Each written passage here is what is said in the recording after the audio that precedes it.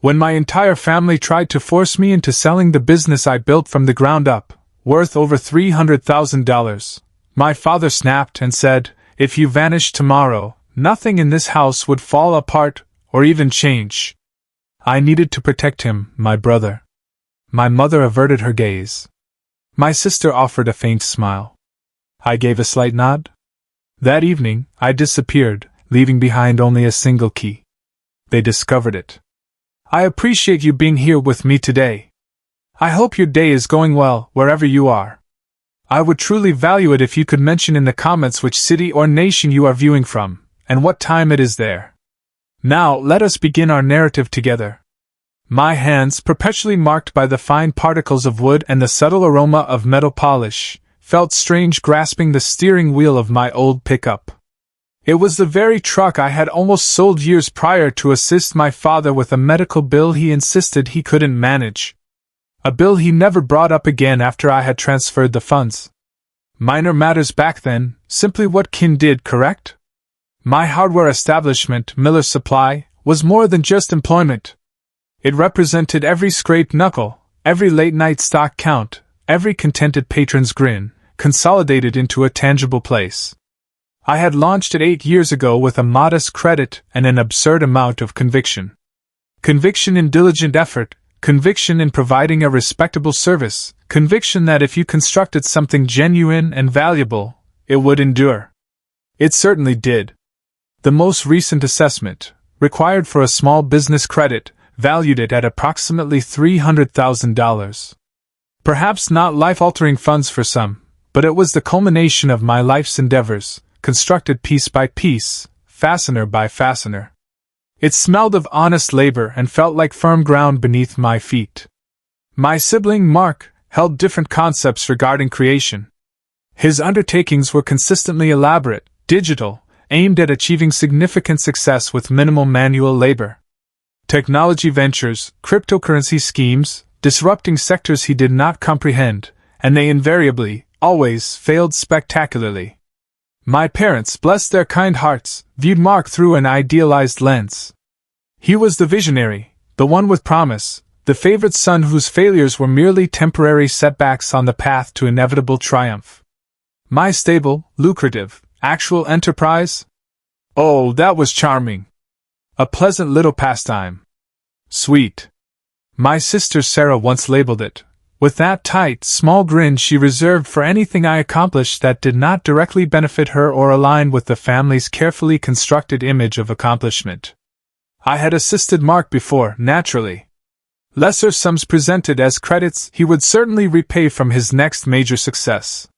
Funds for lodging when his last startup collapsed, money for vital equipment, even settling a few of his less-than-legal obligations that our parents conveniently overlooked. It was always under the guise of family supporting family. I desired to believe that. I desired to believe I was a valued participant in that circle, not merely an automated teller machine with a toolbox. That was my blind spot, I now realize. My profound longing for their genuine affirmation, for them to acknowledge me and my efforts, rendered me oblivious to the transactional essence of their affection. When the message from Mother arrived, family discussion. Be here Sunday at 3. Urgent. A familiar tightness formed in my abdomen. It was not a request. It was a summons. Pressing family discussions invariably signified Mark was in difficulty again. And my finances were anticipated to be the remedy. I drove across town to the residence where I had grown up. The house that felt less like a dwelling and more like a stage for family performances these days. It was an attractive house, well-maintained, outwardly projecting steadiness. Inside, however, the atmosphere was heavy with unspoken grievances and expectations. The family photographs on the wall, displaying cheerful faces from past holidays, felt less like recollections and more like silent accusations, reminding me of the part one was expected to fulfill. They were all present in the living area. Father sat in his armchair, his expression severe. Mother perched on the sofa beside him, already looking away, unable to meet my gaze. Sarah was in the corner, scrolling through her device, a small, knowing smirk playing on her lips as I entered. Mark was not there. Of course he wasn't. The favored son did not have to confront the disorder. Others were expected to resolve it. The casual conversation was brief, strained. Then father cleared his throat. Mark's new venture, well, it requires a substantial capital infusion, more than we currently possess. Mother wrung her hands. Sarah finally looked up, her smirk broadening almost imperceptibly. How significant? I inquired, my voice strained. I already understood the direction this was taking. $250,000, father stated as if requesting change for a $20 bill. My breath caught. $250,000? That's almost the entire worth of my enterprise, Dad. I don't just have that kind of money readily available. Your establishment, Mother said softly, still not looking at me. You could sell the shop. It's worth more than that. You'd have some remaining. I stared at them, astonished. Sell Miller's Supply? My business? Sell my business? Are you serious? I built that from nothing. It's profitable. It sustains me. It's stable. It's merely a hardware store, Daniel, Sarah finally interjected, her tone dripping with disdain. Mark is on the verge of something monumental. True potential. Your little shop? You could construct another one. This is about family. My heart pounded against my ribs. Family? Is this what family signifies to you? Expecting me to dismantle my entire existence, everything I've created with my own hands, to rescue Mark's latest failure? After all the times I've already assisted? I enumerated a few specific instances. The mortgage payment, the rental fees, the unforeseen expenses I'd covered without a word of appreciation. They dismissed it. That was different. Smaller matters, father said dismissively. This is crucial. This is Mark's future. What about my future? I asked, my voice rising. What about everything I've sacrificed? What about the fact that I've been the responsible one? The one you could always depend on, while father slammed his hand on the armrest of his chair. Enough! We are not discussing Mark's past. This is about family assisting family now. Your shop is insignificant compared to his potential. It's time you properly stepped up. His face was flushed, veins bulging in his neck. His eyes, typically just severe, were filled with scorn. He leaned forward, his voice dropping to a low, guttural growl that cut through the air, brutal and cold. If you vanished tomorrow, this house would not collapse. The words struck me with the force of a physical blow. Not a chest tightening like barbed wire. This was worse. This was the air being drawn from the room, my ears ringing, the polished wooden floor tilting beneath me. My own father looking at me with pure contempt, informing me my existence, my contributions, my very being was utterly expendable, irrelevant to the family they cherished. It was no longer about the funds. It was about a lifetime of being overlooked, unappreciated, dismissed. It was about the fundamental truth of my position, or lack thereof, in their world. The pain did not endure. It ignited in a flash of intense fury, immediately followed by a chilling, absolute tranquility. The commotion in my mind ceased. The world no longer felt askew. It felt sharp, distinct, utterly defined by that single, harsh declaration: if you disappeared tomorrow, this house would not collapse. Very well. I would vanish. But not in a manner that allowed them to prevail. Not in a manner that granted them what they desired. I gazed at them. The father whose words had just shattered me. The mother who could not bear to observe. The sister whose smirk was frozen in place. There was no affection in their eyes. Only anticipation and disappointment that I was not complying swiftly enough.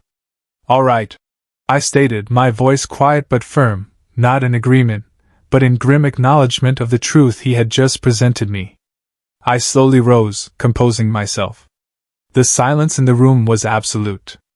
I did not dispute, did not plead, did not even raise my voice again.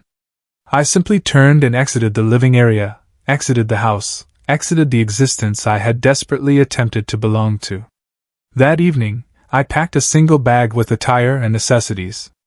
I scanned all my vital documents, business permits, banking records, insurance policies, and saved them to a secure cloud storage. I altered the passcodes on my business accounts and configured notifications. This was not an escape. It was a calculated retreat. I left my apartment key beneath the mat. On the kitchen counter of the house I had just departed, in that quiet, vacant space after everyone had retired, I left something else. The spare key to their residence. A silent declaration. I was leaving them. Not my life. Not my business. They awoke the following morning to an empty room. A note stating only, "The shop is not yours to sell," and the spare house key lying conspicuously on the counter. My phone began to vibrate before I had even finished my first cup of coffee in an inexpensive motel room 50 miles away. The quiet of the motel room was interrupted only by the persistent buzzing of my phone on the bedside table. I observed the screen illuminate with "Mom's cell," then "Dad mobile," then "Sarah home." I allowed it to ring and ring and ring. The voicemails commenced an hour later. The initial few conveyed faint concern laced with bewilderment. "Daniel, are you all right? Where did you go? We're terribly worried." They rapidly descended into anger. "This isn't amusing, Daniel, answer the phone." Then emotional manipulation. "How could you do this to us? Mom is distraught. You're tearing this family apart." The pretense of concern completely dissolved, revealing the furious entitlement beneath. "You need to return here immediately and resolve this. We require access to your accounts." The raw demand for money, no longer phrased as a plea for Mark. I listened to all of them, perched on the edge of the rigid motel bed, feeling a cold knot of sorrow and something else, a grim vindication. His words echoed in my mind. "If you disappeared tomorrow, this house would not collapse." They were not concerned about me. They were concerned about the depletion of a resource. The discovery of the house key likely enraged them. It demonstrated I had not simply fled in a fit of pique. I had deliberately chosen to detach myself, and I still maintained authority over my own life and possessions. My new reality in the anonymous motel room felt stark, solitary, but also strangely pure. No more treading carefully. No more anticipating the next request. No more attempting to conform myself into the person they desired. The aroma of cheap air freshener was a stark contrast to the comforting, familiar sense of my shop. But it was also free from the heavy, oppressive atmosphere of their home. This anonymity was a temporary defense, a place to contemplate and strategize. I knew they would not cease. When guilt and manipulation failed, they would escalate. My mind, no longer obscured by the need for their approval, was clear and sharp. This was no longer about proving my worth to them. It was about safeguarding what was mine and establishing a boundary so firm it could never be breached again. My initial call was to an attorney recommended by a business associate, Ms. Ramirez. Her office was modest but professional. Sitting opposite her, recounting the events of Sunday, felt surreal. Uttering the words aloud, he said, "If you disappeared tomorrow, this house wouldn't collapse," made them feel even more brutal. But Ms. Ramirez listened calmly, her expression one of professional concern, not judgment. "Your father's words, while cruel, are not illegal," she stated, her voice even. "Their attempts to pressure you into selling your business, however, and any actions they take to interfere with it, could be." "Your business is solely in your name?" "Yes, I built it myself. Incorporated 2 years ago." "Excellent. We need to prepare for them potentially trying to freeze assets, dispute ownership, or even sue you. We'll gather all your financial records, documentation of the business, and crucially, any proof of past financial assistance you've provided them or your brother. Text messages, emails, bank transfer records, everything." Collaborating with Ms. Ramirez was like discovering firm ground in a turbulent storm. She affirmed that their conduct was not typical, not wholesome. She did not romanticize family. She dealt in facts and legal safeguards. She confirmed my business was mine, my money was mine, and their demands were simply that, demands, with no legal basis. Meanwhile, their efforts to reach me grew more frantic, then more aggressive. Voicemails became menacing. "You had better return here, Daniel, or you'll regret it." Sarah resorted to social media, posting passive-aggressive updates about challenging family situations and the anguish of betrayal, clearly targeting me without directly naming me, maintaining their public facade of a suffering, respectable family. Shared acquaintances began reaching out awkwardly. "Hey Daniel, everything okay?" Saw Sarah's post, sounded rough. Navigating these exchanges necessitated a calm demeanor and brief, non-committal responses, refusing to be drawn into their theatrics or justify myself. I spent hours in the motel room, systematically reviewing years of digital history. Bank statements revealed the pattern, not just occasional aid, but a consistent, substantial drain. Transfers disguised as gifts or credits that were clearly integrated into my parents' and Mark's finances, enabling lifestyles they could not afford. Emails from my parents framing Mark's failures as mere misfortune and my prosperity as an untapped resource for them. Messages from Mark, casual requests for cash with vague assurances of repayment. Every saved document, every transfer record felt like another piece of a puzzle of exploitation that had been concealed in plain sight under the guise of affection and duty. The meeting room felt sterile, impersonal, a neutral battleground selected by Ms. Ramirez. Across the polished table sat my parents, Sarah, and their legal counsel, an older gentleman with a tired expression who appeared to have witnessed every conceivable family drama. They arrived looking like a portrait of distressed respectability, their social masks firmly in place. They offered tight, artificial smiles that did not reach their eyes. "Daniel," Mother said, her voice trembling slightly in a practiced manner, "we're so pleased you agreed to meet." I did not react to the performance. I nodded curtly at their lawyer, then focused on Ms. Ramirez beside me. Their lawyer commenced outlining their stance. He depicted a worried family concerned about my sudden disappearance, and my refusal to support my brother in a time of need. He spoke of familial obligation and the significance of retaining assets within the family, subtly implying my business should naturally be considered a shared resource during times of crisis. Their demands were formally articulated. I was to sell my shop, contribute the majority of the proceeds to Mark's venture, and potentially compensate them for the emotional distress I had caused. My parents nodded along, appearing somber and wronged. Sarah sat with her arms crossed, a familiar expression of impatience and thinly veiled contempt on her face. They anticipated me to yield, to apologize, to surrender under the pressure of confronting them and their official demands. Then it was my turn.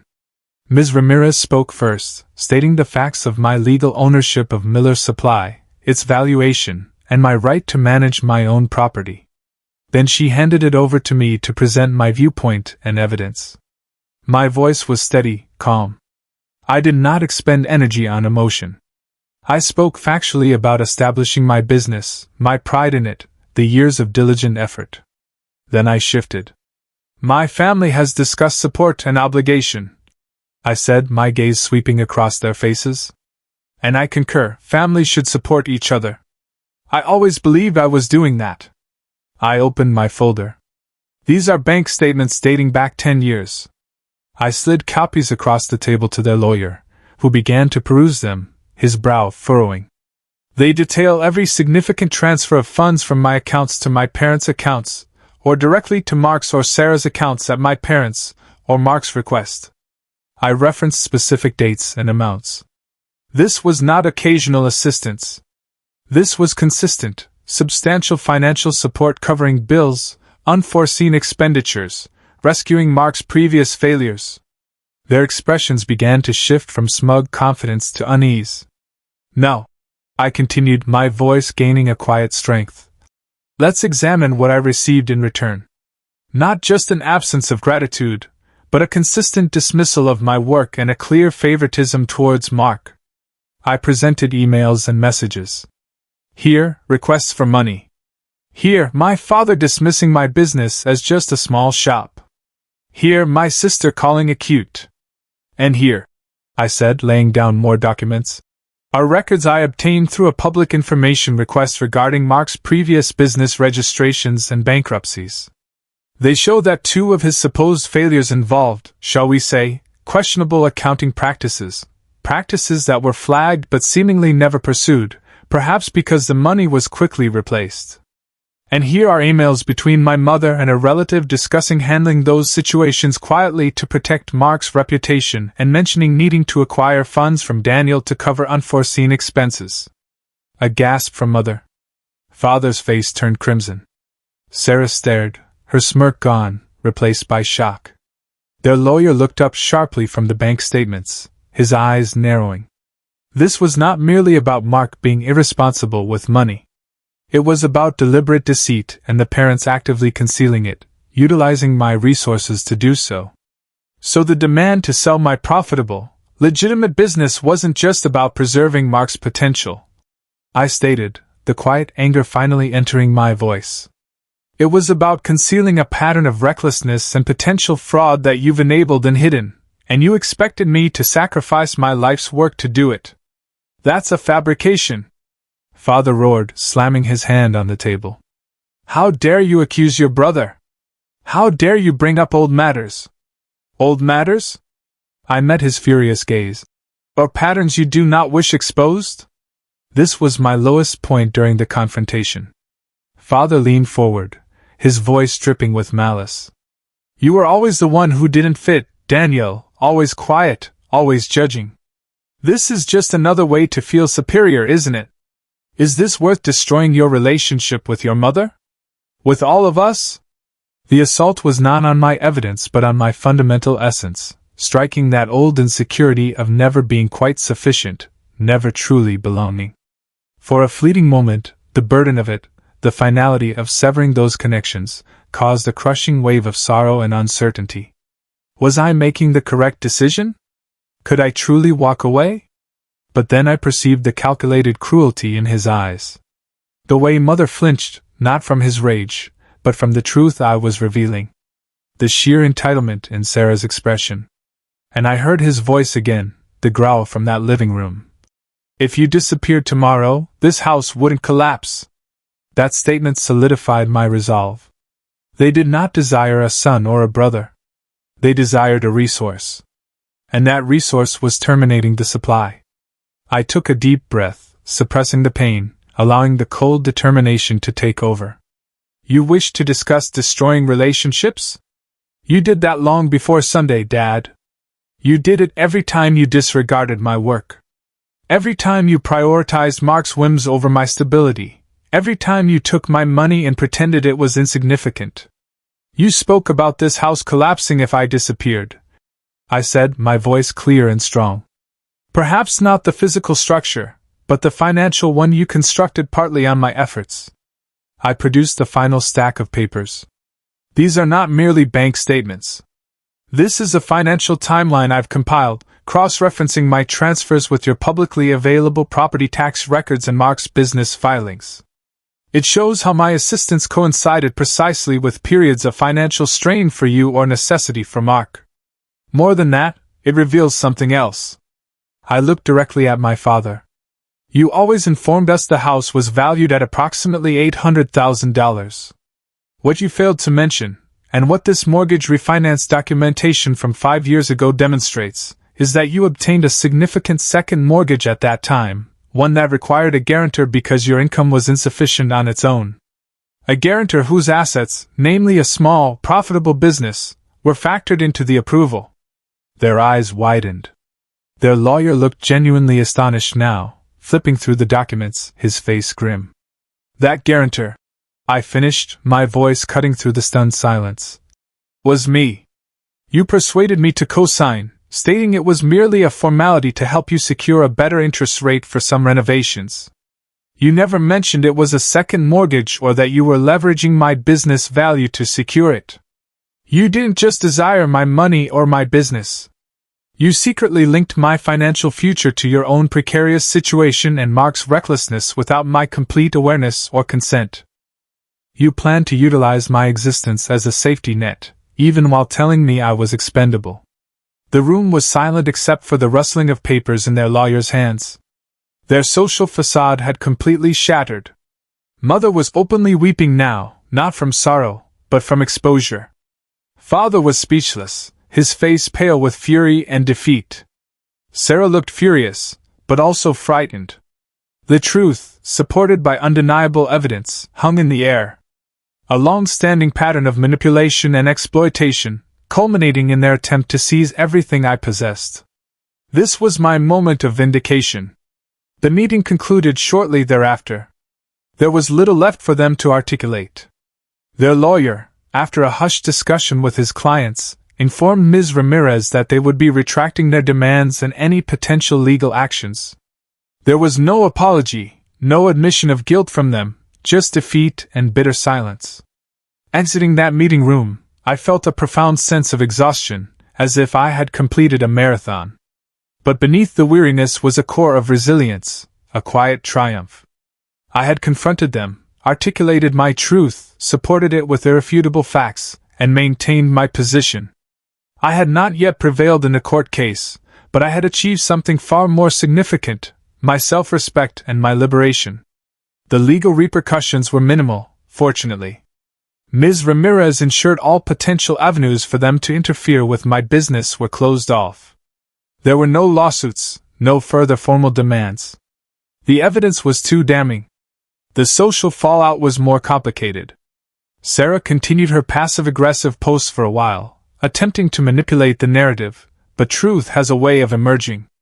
Shared friends had to choose sides or awkwardly avoided the subject entirely. It was painful to lose some connections, but the ones who remained, who believed me or at least supported my right to my own life, became invaluable. My friend who had listened patiently during my time in the motel became like the brother I had always desired but never had. Ms. Ramirez, initially just my attorney, became a trusted advisor, representing a different kind of bond, one founded on esteem and impartiality.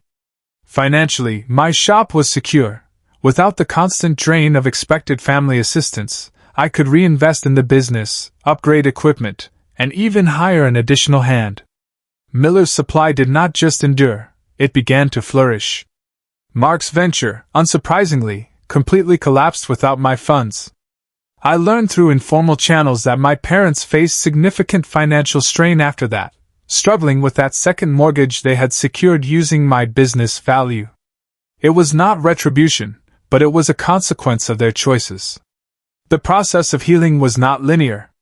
There were days the pain of their betrayal struck me hard, moments I grieved for the family I thought I had, the one I desperately yearned for. The father's words, the sister's smirk, they were wounds that would scar, but they no longer held the power to control me. I discovered that establishing boundaries does not mean you do not care for someone. It means you also care for yourself. It means recognizing harmful behavior for what it is and refusing to